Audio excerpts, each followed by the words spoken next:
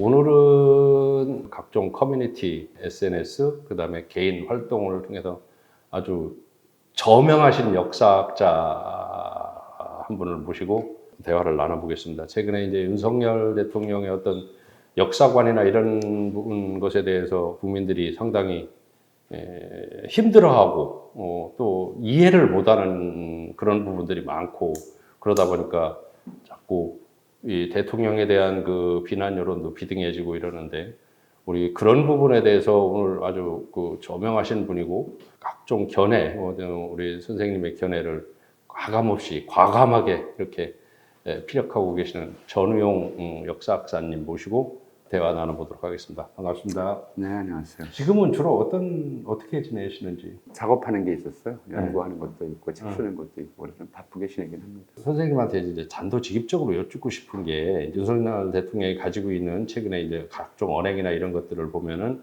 그런 것들이 모두 식민사관에서 비롯된 것이다 이렇게 얘기를 하시는데, 우리가 흔히 말하는 식민사관이라고 하면은 그걸 좀 이렇게 간략하게 정의를 내려주실 수 있습니까? 한마디로 하면 힘을 숭배하는 역사관이에요. 그러니까 강자의 역사관이고 강자 숭배의 역사관이죠. 예를 들어서 이번 이제 특히 대일 외교에서 발단이라고 할 수 있는 윤 대통령의 의사 표명이 3.1절 기념사에 있었어요. 우리가 잘못해서 이제 식민 지배를 받았다는 취지의 얘기죠.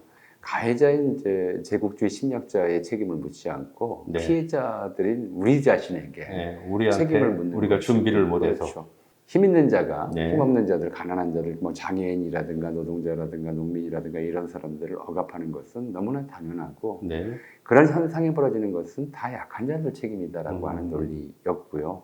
이런 것들 때문에 일제강점기에 이제 친일파들은 힘을 숭배하면서 힘없는 자기 동포들을 멸시하고 힘 있는 일본인들을 숭배하는 그런 것을 너무 당연하게 왔던 것이고, 그런 논리가 우리 사회에 여전히 좀 맹위를 떨치고 있기 때문에 이게 좀 색다른 건 아니죠. 아직도 이제 윤석열 대통령이 그런 이제 외교 행보를 지지하는 사람이 30%가 넘는다고 하니까. 이 식민사관이라고 하는 게 승만 정권 이후로 쭉 우리나라 역사계를 이렇게 지배하는 사관이었습니까, 주로? 그렇게 얘기하기는 좀 곤란하죠. 해방되고 나서 가장 먼저 제창되었던 것이 식민사관 청산이었으니까. 처음에는 그래요. 이승만 정권이 잘 아시다시피 이제 국내 지지 세력의 좀 취약성을 보완 또는 이제 그걸 극복하기 위해서 친일 세력들을 대거 온전 자기 지지 세력으로 삼았잖아요. 이승만 정권께 친일파라고 욕을 할 수가 없었어요. 친일파라는 말 자체를 쓰는 것이 이승만 정권을 비판하는 또는 비난하는 말처럼 들렸기 때문에 친일파들이 득세를 하고 있었기 때문에 그런 거죠. 친일파를 비난하고 친일파라는 말 자체를 쓰면 이게 문제가 될 수 있었기 때문에 좀 애둘러서 표현하는 것이 기득권층 또는 기득권 세력이었다는 거죠. 4.19 이후에야 비로소 해방 이후 잠깐 나왔던 식민사관 청산론이 나오고 4.19 이후에 식민사관 청산을 위한 또는 극복을 위한 역사학계의 노력이 본격화돼서 대략 70년대 말 80년대쯤 되면 이제 식민사학의 좀 그림자에서 벗어났다. 그렇게 식민사학 극복을 이제 주된 과제로 삼아서 노력을 해왔는데 30년간 사학계가 노력을 해오니까 뭐라고 그랬냐면 한국 역사학자들의 95%는 좌파다. 이렇게 이제 당시 얘기가 분명히 이렇게 나왔어요. 박근혜 정권 때. 식민사학 극복 논자를 좌파라고 몰아버리는 거예요. 식민사학에 빠져서 헤어나지 못한 사람들이 우파라는 얘기를 박근혜 정권 때 했던 것이고 그걸 지금까지 계승하고 있는 거죠. 그러면은 이 일부지만은 아직도 그 식민사관을 가지고 있는 사람들이 연구하고 아주 신봉을 하는 사람들이 있는 거죠, 역사학자들. 그러니까 좀 말씀을 드리자면 사실은 7, 80년대까지는 그런 얘기들을 학문적으로는 할 수가 없었어요. 그렇죠. 워낙 일본인들이 식민지 시대 일제강점기에 만들어놓은 역사관하고 똑같기 때문에 그거를 이제 공공연히 얘기를 할 수가 없었죠. 이건 일본 식민지 지배와 침략을 정당화하는 것이고 지배와 침략 과정에서 자행했던 수많은 반인권적, 인권 유린적 작태들을 용인하는 것이었기 때문에 학계에서 감히 얘기할 수 있는 건 아니었어요. 그랬다가 80년대 말 90년대부터 이른바 신자유주의가 세계사적으로 굉장히 팽배해. 물론 신자유주의 팽배에는 사회주의 체제의 몰락이라고 하는 세계사적 사건이 이제 배후에 있었죠. 그 사건 속에서 과거의 제국주의적 정서 또는 제국주의적 이론들이 다시 소생하는 거예요. 그리고 우리가 신자유주의라고 불러요. 그러니까 그러니까 제국주의 시대의 이른바 힘 만능의 논리, 힘 중심의 논리가 다시 힘을 얻으니까 거기에 편승해서 다시금 이제 다시 살아난 거네. 힘 중심의 논리를 내세우면서 이제 식민사관도 신식민사관으로 변화된 거죠. 새롭게 옷을 입고 태어난 거네요, 그러면. 좀 더 뻔뻔해진 거죠. 뻔뻔해질까요? 어떻게 보면 이제 이런 것이었어요. 그러니까 제 1세대 친일파들은 이제 뭐라고 변명을 했냐면 어쩔 수 없었다. 강요 때문에, 압박 때문에 내가 뭐 하고 싶어서 한 게 아니다. 그리고 조금 더 이제 뻔뻔하게 변명을 하려면 누군들 그 시대에는 안 할 수 있었냐, 뭐 이렇게 얘기하고. 우리 민족이 약한 탓에 이렇게 된 거죠. 우리 민족이 약한 탓에 그랬다고 얘기를 하면 왜 다른 사람들은 고통받는데 자기는 잘못도 잘 살았는지 해명이 안 되죠. 그냥 그렇게 변명한 거예요. 근데 이 신자유주의자들 뉴라이트 단계에서는 이게 한술 더 떠서 그 시대에 친일했기 때문에 우리가 이렇게 잘 사는 거다라는 식으로 친일 자체를 적극적으로 긍정하는 논리로 바뀐 거죠. 지금도 뭐 일본이 그 시대에 우리나라를 이렇게 뭐 많이 지원을 하고 이래서 우리나라가 근대화가 더 빨라졌다 뭐 이렇게 그 논리도 있고 한편으로는 그 논리가 있고 또 한편 이런 거였어요. 예를 들어 독립운동한다는 사람들이 한 게 뭐였느냐. 사람 죽이고 건물 부수고 폭탄 던지고 하게만 했지. 근데 그 시절에 우리가 친일파라고 욕하는 사람들이 학교 짓고 공장 세우고 기업 만들고 그게 한국을 이렇게 성장시키는 발달시키는 토대를 만드는 거다. 친일파 덕에 우리가 이렇게 잘 사는 거다. 이런 얘기가 지금 나오는 거고 뭐 심지어는 이제 어떤 사람은 그렇게 얘기를 했죠. 친일파들은 열심히 살아서 잘 부자가 된 거고 독립운동 한다는 사람들은 대충 산다고 하지 후손들까지 어렵게 만든 거 아니냐라는 식의 얘기까지 하는 지경까지 온 거죠. 민족을 생각하고 역사를 생각한다면 상식적으로 절대로 뭐 이루어질 수 없는 것들을 지금 신복을 하는 사람들이 식민사관을 가지고 있는 사람들이 아니요, 그 사람들에게는 상식이죠. 백범 선생이 이제 나의 소원에서 내가 바라는 우리나라를 얘기했어요. 내가 남의 집에 가슴 아프기 때문에 무력으로 힘으로 남을 지배하고자 하지 않냐. 내가 가난한 나라를 살고 있기 때문에 경제력으로 좀 잘 산다고 남을 깔보는 그런 나라를 만들고 싶지도 않다. 오직 가지고 싶은 것은 하나씩 가지고 싶은 것은 문화의 힘이다라고 얘기를 했어요. 힘이나 돈으로 남을 억압하고 억누르는 세상 자체를 바꾸고 싶다는 거예요. 무엇이 중요하냐? 무엇이 중요한? 정의와 정의를 기초로 해서 이루어지는 평화가 중요하다고 생각한 거예요. 이건 안중근 의사 생각부터 시작이 돼요. 여기서 조금만 짚고 넘어갈게요. 우리가 평화의 반대말은 전쟁이라고 생각해요. 근데 그렇게 놓고 보면 안중근이 의병장으로서 전쟁을 했고 그다음에 대한민군 참모중장 자격으로 이토를 처단했어요. 근데 그런 분이 감옥에서 동양 평화론을 썼어요. 그러니까 평화의 반대말은 전쟁이 아니에요. 지금도 윤 대통령은 계속 그 얘기를 반복해요. 평화는 힘으로만 이루어질 수 있다. 안중근 의사가 동양 평화론을 쓴 건 이토 히로부미의 동양 평화론을 비판하기 위해서요. 평화는 힘으로 이루어지는 것이 아니다라고 얘기한 거예요. 뭐냐면 평화에 반대되는 말은요, 한자로 평은 평평하다는 거잖아요. 그렇죠. 그럼 평평하지 않은 걸 우리가 차등이 있다고 그래요. 차자예요.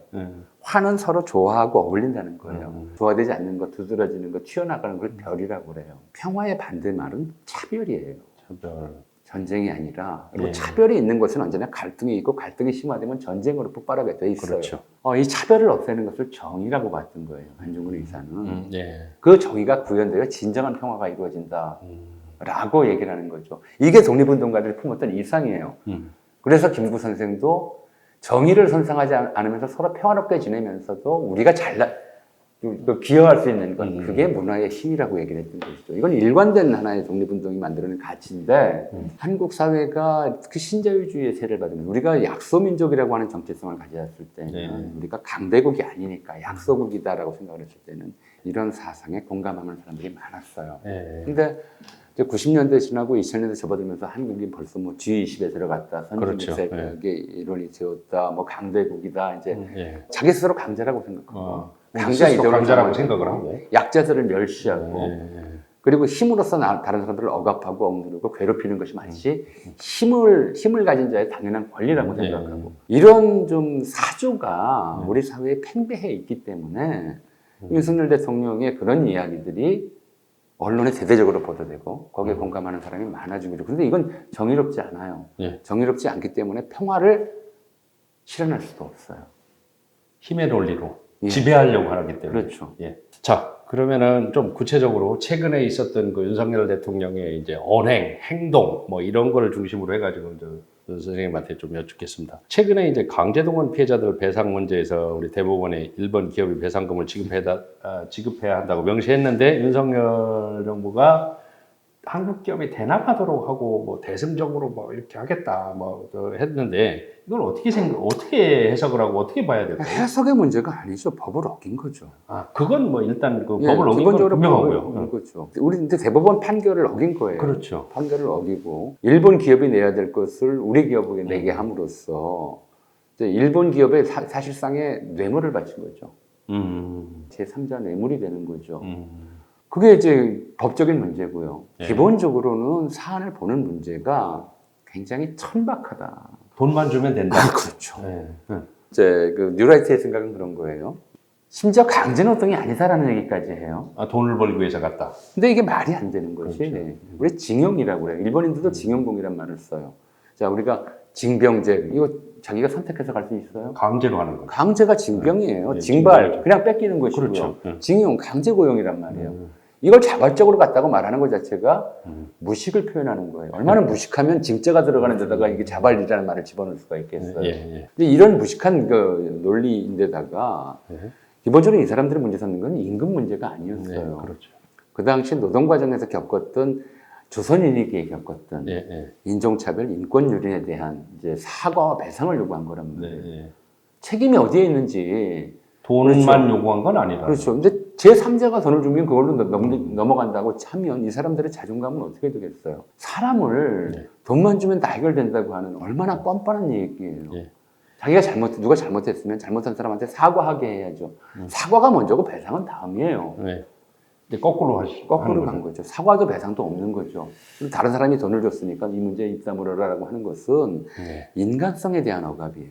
윤석열 대통령의 부친이 일본 장학생으로 해가지고 사실 일본이 꾸준히 우리나라 일본 유학생 뭐를 관리를 하면서 그 식민사관을 심어놓고 키웠다 뭐 이런 얘기들도 있는데 그거에 대해서는 어떻게 된가요? 제가 뭐 윤석열 대통령의 가정교육을 어떻게 받았는지는 알 수가 없으니까 그 부친이 뭐 일본 장학금을 받았다고 해서 그런 얘기를 어렸을 때 했다고 단언할 수도 없고 그건 알 수가 없죠. 알 수가 없지만 박근혜 정권 때 이른바 한국 사학계가 총력을 기울여서 1960, 70년대에 매달렸던 것이 식민사관의 극복이었어요. 그리고 그 결과 상당히 많은 부분에서 이제 공식교육에서 식민사관이 극복되었는데 그걸 두고 박근혜 정권 때 새누리당은 뭐라고 그랬냐면 그걸 보고 좌파 교과서라고 그랬단 말이에요.